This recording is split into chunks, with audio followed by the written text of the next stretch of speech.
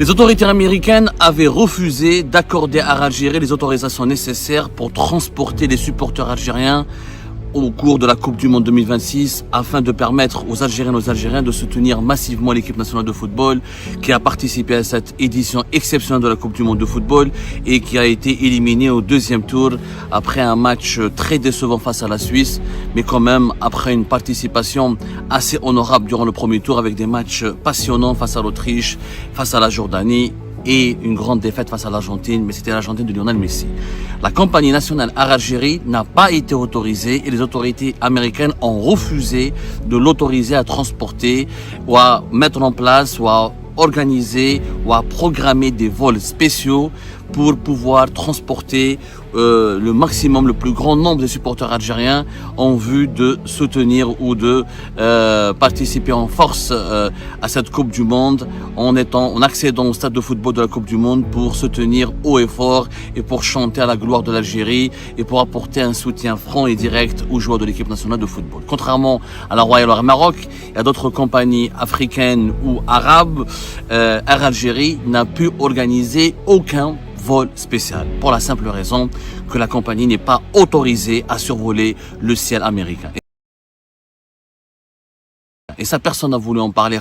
Nous allons vous révéler pour la première fois dans cette émission, et je vous demande d'ailleurs de la partager massivement, pourquoi la compagnie battant pavillon national, pourquoi la compagnie aérienne algérienne Air Algérie n'a jamais été autorisée à survoler le ciel américain. Pour la raison, en réalité, elle est toute simple. Vous allez me dire, mais Abdou, il y avait un avion d'Air Algérie qui a transporté les joueurs de l'équipe nationale depuis Alger vers les États-Unis d'Amérique, où ils ont eu un campement dans les environs de Kansas City, dans une ville qui s'appelle Lawrence. En réalité, cet Airbus A330 Neo d'Air Algérie, qui a été baptisé à l'occasion de Fennec, qui a transporté les Verts vers les États-Unis d'Amérique pour la Coupe du Monde 2026, est un avion qui n'a pas volé au nom de Air Algérie. Ce n'est pas un vol AH, Air Algérie.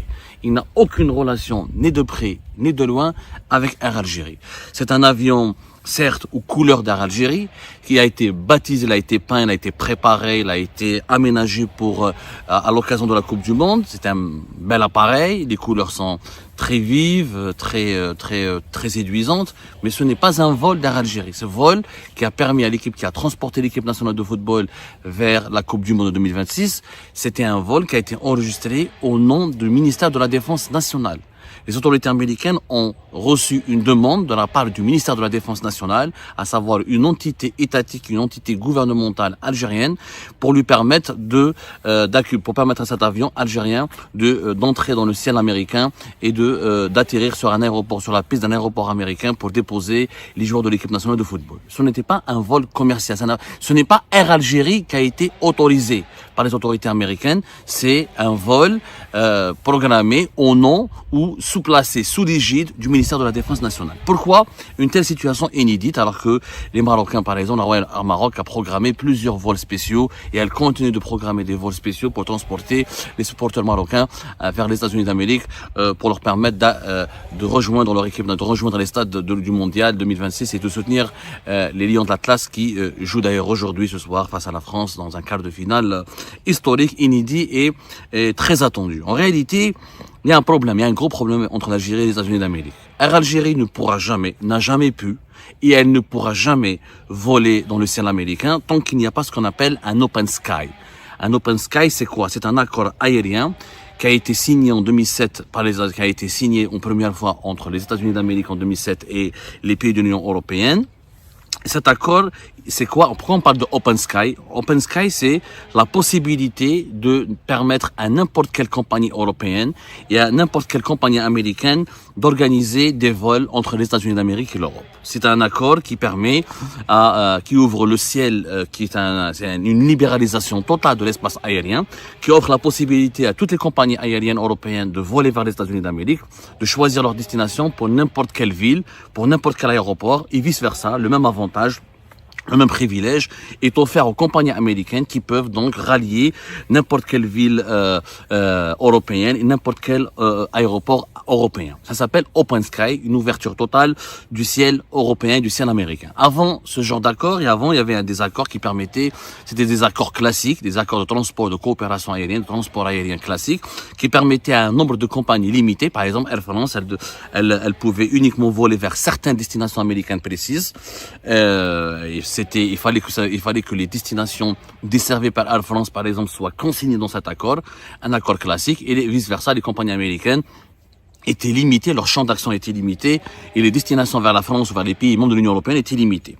Donc ça a créé, grâce à l'Open Sky, ça a créé une véritable concurrence sur les lignes transatlantiques, et des compagnies low cost comme la norvégienne, comme Level, etc. ont pu entrer sur le marché US, et les grandes compagnies américaines comme européennes ont pu ouvrir beaucoup plus de lignes directes, ce qui a permis de réduire les prix des billets d'avion entre les États-Unis d'Amérique et l'Europe. Par la suite, l'Open Sky, les États-Unis d'Amérique ont voulu généraliser ce genre d'accord avec d'autres pays partenaires importants, toujours dans le but de défendre une liberté totale de voler entre les pays, entre ces pays-là et les États-Unis d'Amérique, permettant ainsi aux compagnies de deux côtés, aux compagnies américaines comme aux compagnies des pays avec lesquels les États-Unis d'Amérique ont négocié un accord d'Open Sky, de profiter d'une grande souplesse, d'une grande liberté, donc d'une grande marge de manœuvre, ce qui réduit les prix, ce qui offre d'ailleurs des marchés de transport aérien très juteux et très importants pour toutes les compagnies aériennes.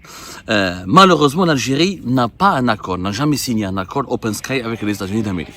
Les États-Unis d'Amérique ont des accords d'Open Sky, ont des accords Open Sky avec plus de 130 à 140 pays. En Europe, il y a les 27 pays de l'Union européenne, il y a le Royaume-Uni, qui a un accord Open Sky spécifique avec les États-Unis d'Amérique.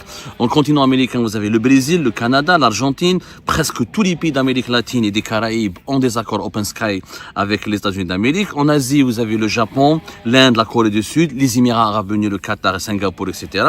Et en Afrique, il y a plusieurs pays africains qui ont conclu, qui ont négocié, qui ont su comment négocier des accords Open Sky avec les États-Unis d'Amérique, avec les USA. Vous avez le Maroc, Nigeria, Kenya, Éthiopie, Afrique du Sud.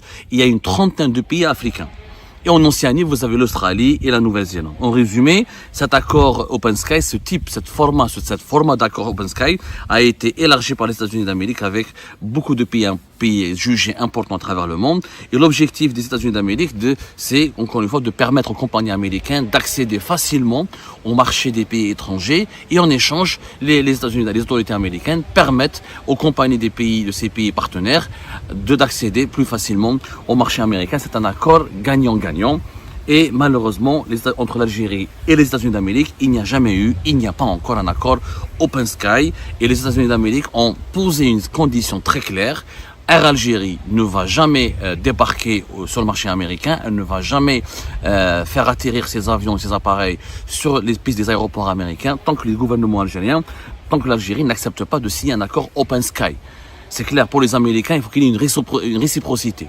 Vous voulez des vols avec les États-Unis d'Amérique, vous devez autoriser toutes les compagnies américaines, sans exception, à leur donner la possibilité d'organiser des vols et de programmer des vols et de desservir toutes les destinations algériennes, comme nous, on peut vous permettre de desservir toutes les destinations américaines. Après, à vous de vous débrouiller. Les États-Unis, vous dites, ok, venez, tu veux faire un vol vers Dallas, marhaba, tu veux faire un vol vers San Francisco, vers Los Angeles, vers Boston, vers New York, c'est comme tu veux, toi et tes moyens. Mais tu laisses aussi mes compagnies américaines pénétrer ton marché local.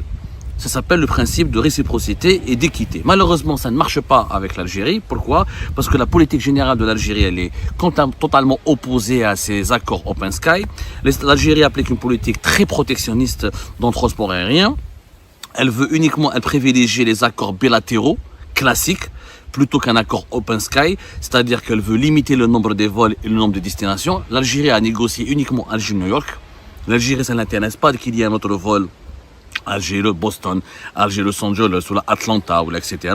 Et l'objectif des autorités algériennes, c'est de protéger Air Algérie contre la concurrence américaine. Parce que si l'Algérie signe un accord Open Sky avec les autorités américaines, ça veut dire qu'il y aura d'autres compagnies américaines ou des compagnies basées aux États-Unis d'Amérique ou des filières de compagnies étrangères, mais qui ont été créées aux États-Unis d'Amérique, de profiter de cet accord Open Sky et donc de conquérir le marché algérien. Il y aura des compagnies américaines ou des filières américaines de compagnies étrangères qui pourront, par exemple, faire des vols entre Boston et Alger, Boston et Oran, Boston et Constantine, ou entre des petites villes américaines et des grandes villes algériennes. Et là, la Air Algérie va se retrouver confrontée à une concurrence très rude et très dure qui va lui infliger des pertes financières importantes. Malheureusement, le régime algérien, quand il négocie des accords aériens, c'est toujours des accords aériens bilatéraux classiques avec toujours comme objectif de protéger Air Algérie et d'offrir à Air Algérie une sorte de monopole. Par exemple, avec la France, côté algérien, il n'y a que Air Algérie qui peut organiser des vols depuis l'Algérie vers la France. Du côté français, Air France, il y a Transavia et quelques 2-3 compagnies, de petites compagnies, depuis la disparition de Aigle Azur. Du côté algérien, il n'y a que Air Algérie. On n'a pas, Tassila Airlines, elle faisait quelques vols depuis entre la France et l'Algérie, elle a été aspirée par Air Algérie. Il n'y a plus de concurrence. Et Tassila Airlines, elle fait maintenant que les lignes intérieures. C'est devenu Domestic Airlines, on lui a changé de nom, etc. D'ailleurs, Tassila Airlines, l'opération est catastrophique. On fera le bilan de cette opération depuis, ça fait plus d'une année qu'elle a été aspirée par Air Algérie. Et la disparition de Tassila Airlines du marché international a encore aggravé la cherté des billets d'avion, leur rareté, leur pénurie. Elle a pénalisé davantage les voyageurs algériens. Donc l'accord aérien négocié entre l'Algérie et la France permet uniquement à Air Algérie de avoir le monopole, quasi un monopole sur le marché algérien. Ce qui n'est pas bien, ce qui est fortement préjudiciable, encore une fois, pour les voyageurs algériens et pour les transporteurs aériens.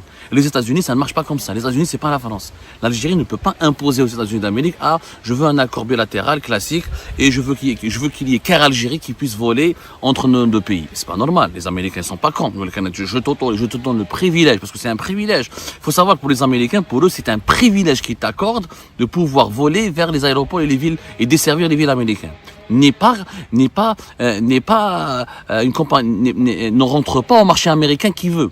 Il faut satisfaire certaines conditions, il faut se conformer à certaines exigences. D'ailleurs, Air Algérie a aussi un autre problème avec le marché, qui l'empêche d'accéder au marché américain, qui l'empêche de travailler sur le marché américain, c'est des problèmes de sécurité et de certification.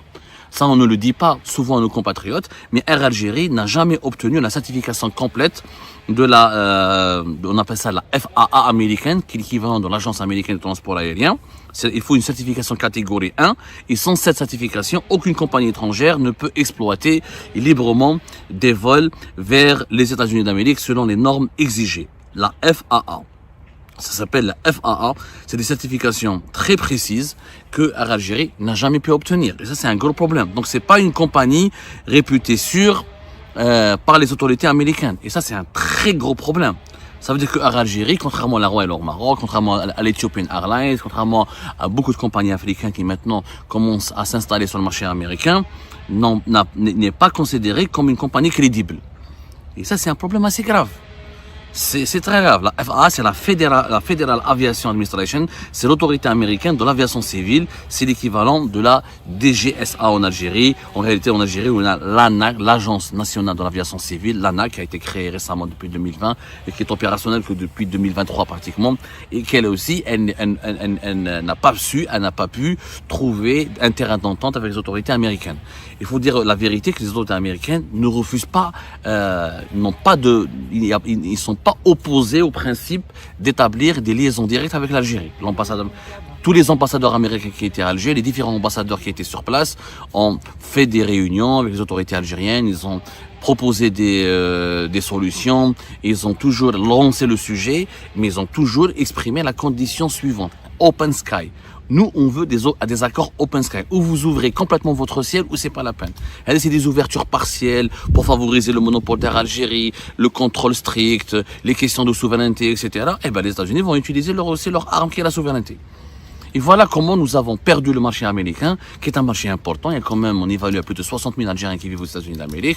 Vous avez aussi presque 100 000 Algériens qui vivent au Canada. Donc quand même, c'est une communauté qui est de plus en plus importante. Si on avait des lignes directes entre l'Algérie et les grandes villes américaines, on peut draguer le marché africain. Il y a beaucoup d'Africains, des pays, des voyageurs originaires de l'Afrique subsaharienne qui peuvent transiter par l'Algérie pour aller vers Boston, Washington, New York notamment, ou Los Angeles, etc. C'est un marché extrêmement important, c'est l'un des marchés aériens les plus importants, les plus précieux, les plus dynamiques du monde. Et à cause de cette mentalité du régime algérien qui va toujours qui vise à préserver le monopole d'Air Algérie, qui vise à imposer des considérations, c'est des considérations politiques, c'est pas des considérations économiques. Air Algérie, c'est une entreprise qui craint Une entreprise qui craint la concurrence, c'est une entreprise qui est moribonde. Ce n'est pas une entreprise performante. Au contraire, la concurrence, elle doit nourrir la compétition, elle va nourrir la performance et elle va pousser à l'innovation. Mais comme Air Algérie, c'est une entreprise vieillissante, qui n'est pas moderne, qui est déficitaire tout le temps, bah, le régime algérien cherche à la protéger à tout prix. Et à force de trop la protéger, l'Algérie est exclue de certains marchés importants comme le marché américain. Je signale que les Américains, d'ailleurs, la preuve, qu'ils n'ont pas de problème particulier avec l'Algérie, qu'ils ne sont pas opposés à l'Algérie en tant que pays, qu'ils n'ont pas de soucis directs ou qu'ils n'ont pas un principe de refuser catégoriquement l'accès à leur marché aux entités algériennes. Les entités gouvernementales, quand elles le demandent, elles peuvent accéder au marché américain.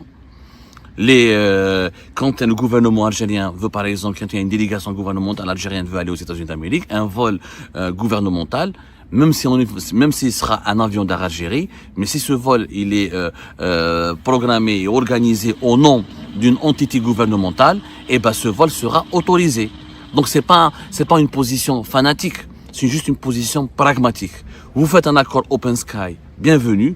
Vous ne voulez pas de cet accord-là, et ben les États-Unis d'Amérique vont vous verrouiller les portes et vous ne serez jamais bienvenus. Et Air Algérie ne pourra jamais voler dans le ciel américain.